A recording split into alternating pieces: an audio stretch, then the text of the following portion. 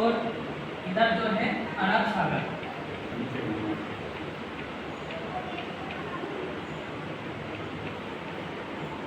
एकमात्र भारत ही ऐसा देश है जिसके नाम से एक समुद्र का या एक सागर का नाम पड़ा हुआ है। ये किसी को पता? किसी को है पता?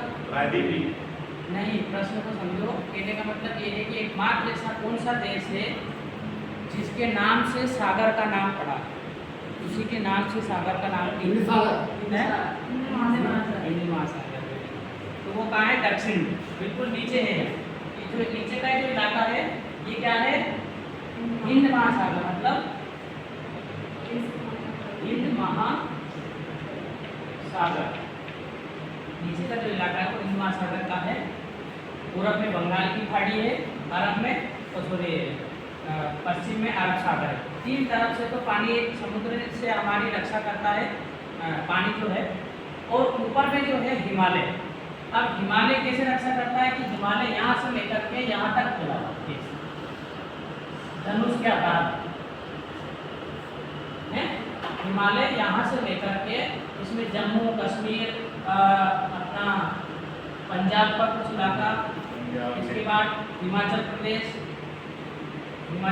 के बाद उत्तराखंड के बाद इधर तो नेपाल आ जाता है। फिर थोड़ा सा यह समतल इलाका आता है, फिर सिक्किम आ जाता है यहाँ पर। और सिक्किम के बाद ये दक्षिण में पूरा पूर्वोत्तर भारत में जो 7 राज्य है जिसे हम 7 सिस्टर भी कहते हैं। पूर्वोत्तर के जितने भी जिले हैं ना, राज्य, मणिपुर, मेघालय, मिजोरम, आसाम, त्रिपुरा, ये जितने 7 राज्य हैं ये इनको 7 सिस्टर बोलते हैं। तो यहाँ तक म्यांमार की सीमा इधर आ जाती है, तो म्यांमार तक मिला हुआ। और ऐसा भूगर्भ शास्त्री ऐसा बोलते हैं कि जो बंगाल की खाड़ी में अंडमान निकोबार द्वीप समूह है, वो जो वर्तमान में यानी वो हिमालय के ही अंश हैं। वो कुछ मतलब जो जमीन से थोड़ा सा ऊपर उठा हुआ भाग है, तो वो उसी का अंश किसका? हिमालय। इसके बाद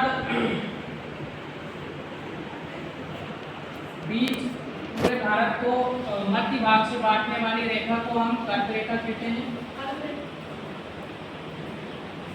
ठीक है, नीचे वाली को बोलते हैं मकर रेखा। भारत को बराबर दो भाग में बांटने वाली रेखा का नाम क्या है? कर्क रेखा। कितने अंश में होती है? 23 सही 1/2। ठीक है, इसका जो देशांतरी जो मान है, देशांतर और अक्षांश के बारे में पता है क्या? देशांतर और अक्षांश रेखा है। जैसे थोड़ा भारत की पृथ्वी है और ये जो है 0 डिग्री भूमध्य रेखा, इस तरह की जो रेखाएं हैं ये क्या है? अक्षांश रेखा है। और यहाँ से जो क्षैतिज रेखा ऐसे आती है इसको बोलते हैं, ये सीधी नहीं है, तिरछी।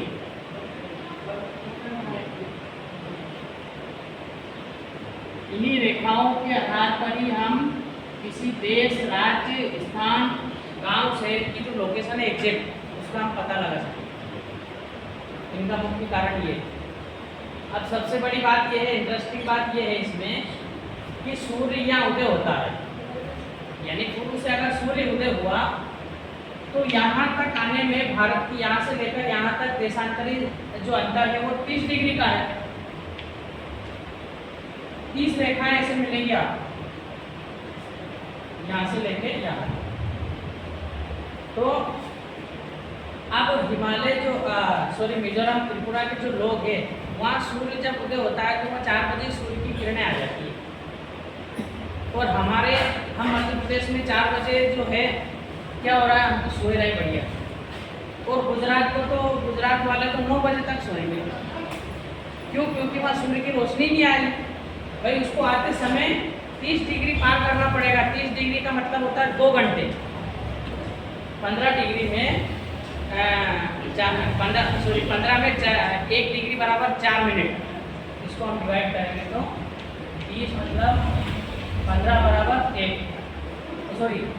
1 बराबर 4, 1 बराबर 4 तो 15 बराबर 60 है ना। 60 मतलब 1 घंटा, और ये 30 हो गया, तो ये कितना हो गया 2 घंटे। 2 घंटे 120 मिनट, ये 2 घंटे। तो यहाँ से यहाँ तक आने में उसको टाइम लगेगा, ज़्यादा टाइम हो रहा है, 5 मिनट 5:30 हो गए। टाइम ज़्यादा हो रहा है, कर दो पूरा टाइम तो बहुत हो गया। मैम 5:30 मिनट तो हो गए। मैं पढ़ा दूँ तो कारण क्या हुआ, इसकी एक बहुत बड़ी समस्या है भारत में। यहाँ के जो ऑफिस में जो काम करने वाले लोग हैं, इनको बेचारा को 4 बजे 4:30 बजे सूर्य उदय हो गया तो उनको उठना पड़ेगा 3 बजे या 4 बजे। तो वो ये कहते हैं कि हमें ऑफिस वर्क, तो हमारा ऑफिस तो 10 ही बजे खुलता है, उसका नियम फिक्स है पूरे भारत में। अब हम उठ गए 5 बजे, ये 4 बजे उठ के सारे काम से फ्री। अब 10 बजने में हमें कितना इंतजार करना पड़ेगा, कितना इंतजार करना, कम से कम 3-4 घंटे वो घर ही बैठा रहेगा, घर भी बैठा रहेगा कि 11 बजेगी तभी तो ऑफिस खुलेगा। तो वो लोग ऐसा भूगर्भ शास्त्री भारत का जो अपने प्रदेश भारत सरकार जो भूगर्भ विज्ञान संस्थान है, उनका ऐसा मानना है कि पूरे भारत का जो समय निर्धारित है वो 2 जगह से होना चाहिए। अभी भारत में जो समय निर्धारित होता है वो 82.5 डिग्री यहाँ से होता है। उत्तर प्रदेश में नैनी जिले में वो एक जगह है, वहाँ से समय का निर्धारित होता है, और इधर दोनों बराबर भागों में बांटे। तो जो समय